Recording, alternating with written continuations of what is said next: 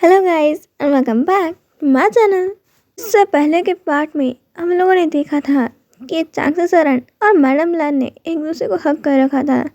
अब वो दोनों अपना हक को ब्रेक करते हैं और यहाँ पे मैडम लान कहती हैं तुम दोनों सोलमेट्स हैं, ऐसा तुम ही कहती थी, पर फिर तुम मुझे कैसे बिना कुछ भी बताए चाइना से जा सकती हो। अपनी लाइफ के प्रॉब्लम्स के बारे में मुझे कुछ भी नहीं बताया, ना ही वुइंग के बारे में, और तुम सिर्फ यहाँ से चली गई। मैं सब लोग देख रहे थे कि मैडम लान कितना ज़्यादा परी कह रही हैं। यहाँ पे नी मिंगजुए, शाओ शिचेन, शुयांग, लैन कुरन, लन वांगजी, लन शिचेन ये सब देख पा रहे थे।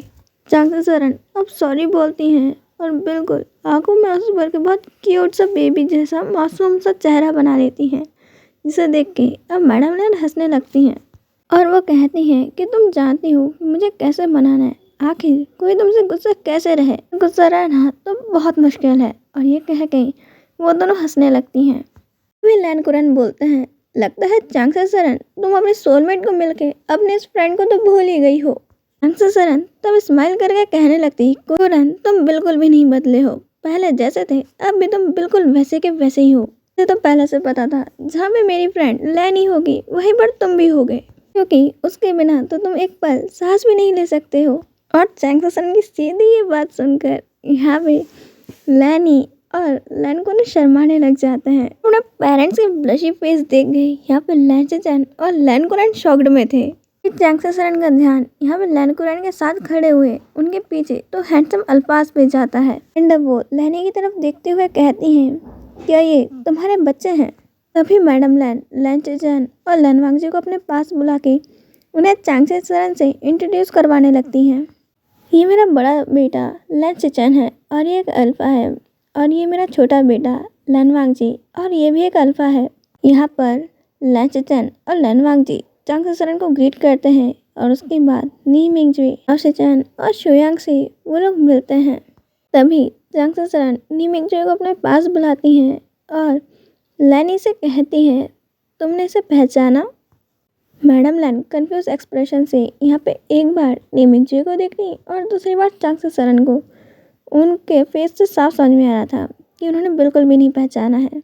अभी चांगसे सरन स्माइल करते हुए कहती है, ये हमारी चाइल्डहुड फ्रेंड लिली का सन है, जिसके पेरेंट्स अमेरिका शिफ्ट हो गए थे और उसकी लव मैरिज हुई थी सनशाइन कंपनी के ओनर मिस्टर ने से।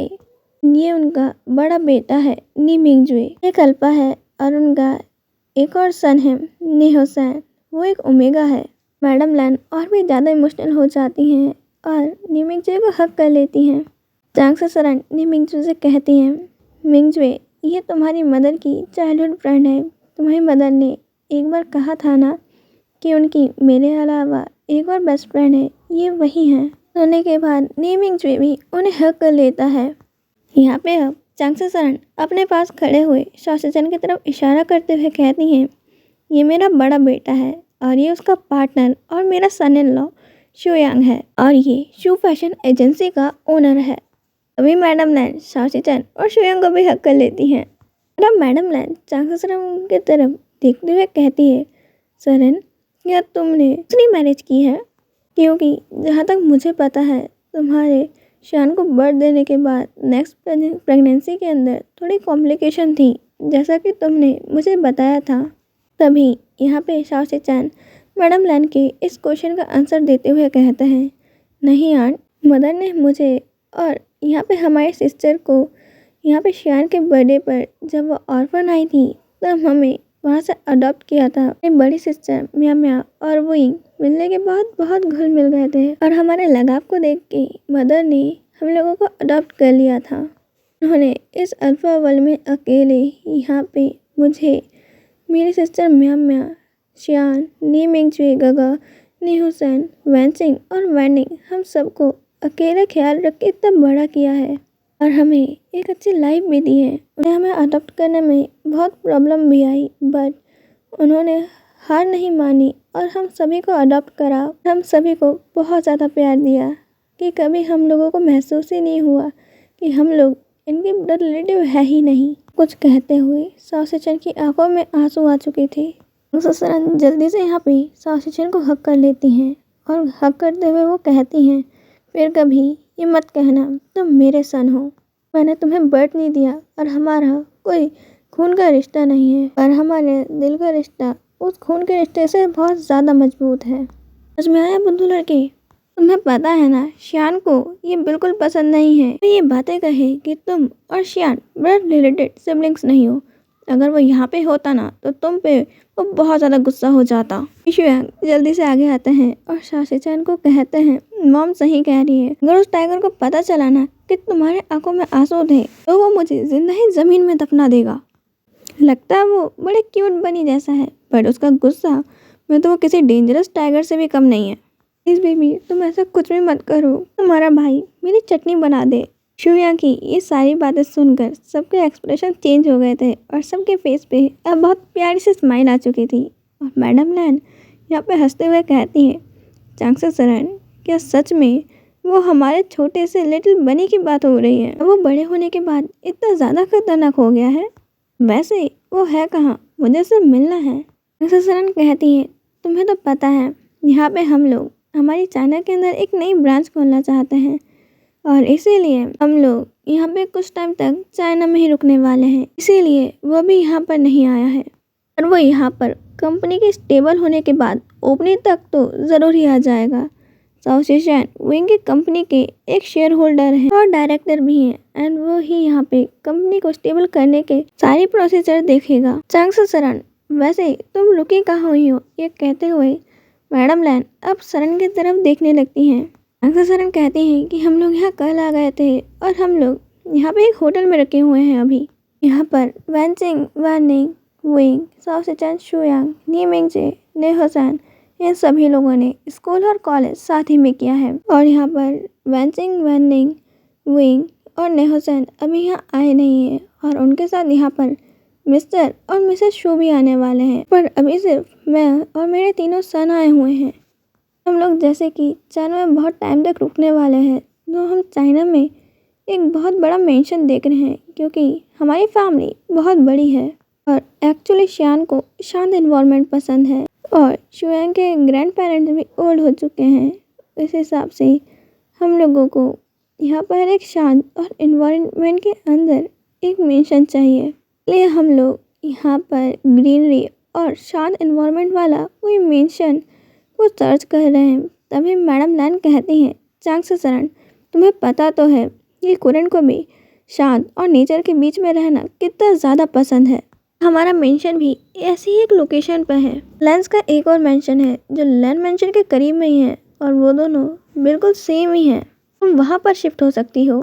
चांगसा सरन जो यहाँ पर मैडम लैन को मना करती हैं, यहाँ पर मैडम लैन और लैन कुरन तो जिद करने ही बैठ जाते हैं। वो दोनों उनसे रिक्वेस्ट कर रहे थे कि प्लीज़ तुम वहाँ पे शिफ्ट हो जाओ ना। चांगसा सरन कहती है, अच्छा ठीक है, पर मैं वहाँ पे जब तक रहूँगी मैं उसको बाय करना चाहती हूँ जब तक के लिए।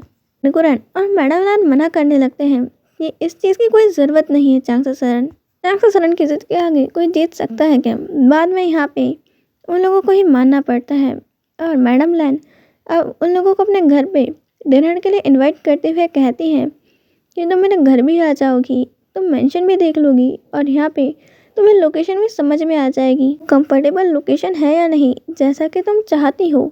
चांगसा सरन जो मैडम लैन को नाराज़ नहीं करना चाहती थी, इसलिए वो हाँ कह देती हैं, और वो सब अब टेबल पे बैठ के यहाँ पे बातें करते हुए डिनर कर रहे थे। और यहाँ पे तभी चांगसा सरन मैडम लैन से कहती है, तुम्हारे दोनों बच्चों का बिहेव यहाँ पे बिल्कुल लैन कुरन के जैसा है, खाते समय बिल्कुल बात नहीं करते। सुनने के बाद मैडम लैन और लैन कुरन स्माइल करते हैं कि तभी वहाँ पर जैंग फैमिया और मैडम यू भी अपने बच्चों के साथ वहाँ आ जाते हैं। पर लैंचैन और जियांग चैंग एक दूसरे की तरफ देख रहे थे।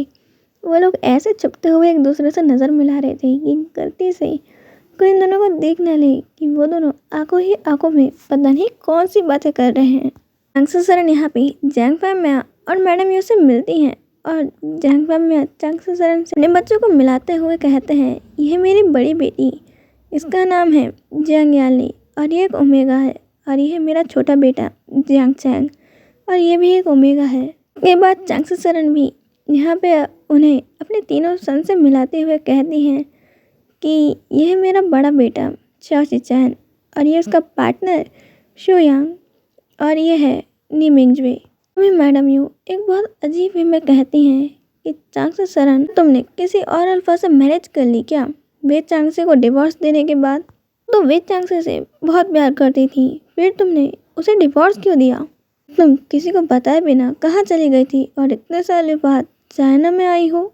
सारी बातें सुन के चांगसे सरन को अपना पास्ट याद आ जाता है और वो यह बहुत ज़्यादा ही उदास हो जाती हैं और उनके सारे एक्सप्रेशन को देख के मिस्टर लैन और मैडम लैन, नीमिंगजे, सासी चैन और शोयांग को उनकी फिक्र होने लगती है और उनके चेहरे पे वो उदासी वो देख ही नहीं पा रहे थे। यहाँ पे सासी चैन, शोयांग और नीमिंगजे को यहाँ पे मैडम यू पे बहुत गुस्सा आ रहा था। तभी मैडम लैन जो जानती थी कि यहाँ पे मैडम यू को चांगसे सरन बिल्कुल नहीं भाती, कॉलेज के वक्त से ही वो उनसे पता नहीं कौन सी दुश्मनी निभा रही हैं। तो तुम कहाँ उन बीती हुई बातों को यहाँ लेकर आ गई हो कि वो चांगसे सरन को उसका पास्ट याद दिला रही हो? छोड़ो ना, अब इन सारी पास्ट की बातों में क्या रखा है, अभी हैप्पी माहौल है और इस हैप्पीनेस को एंजॉय क्यों नहीं करती? यहाँ पे हमें चांगसे सरन को कांग्रेट्स करना चाहिए कि यहाँ पे उसकी कंपनी फैशन इंडस्ट्री के नेशनल लेवल के फर्स्ट पोजीशन पे है और उसने यहाँ पे इस अल्फा वर्ल्ड में खुद को प्रूव किया है। सुनने के बाद यहाँ पे मैडम यू भी चांगसे सरन से सॉरी बोलती हैं और फिर वो वहीं बैठ जाते हैं और वो सभी लोग डिनर करने लगते हैं।